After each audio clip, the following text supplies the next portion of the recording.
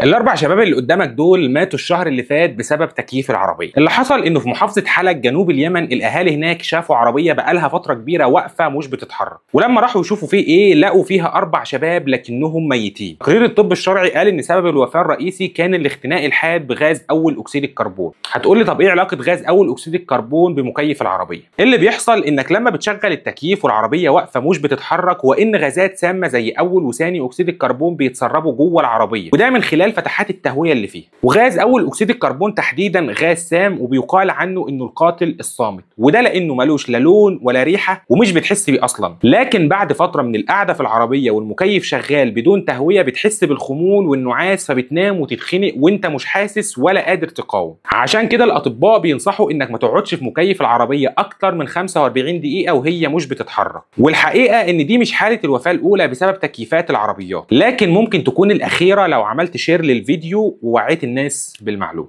سلام.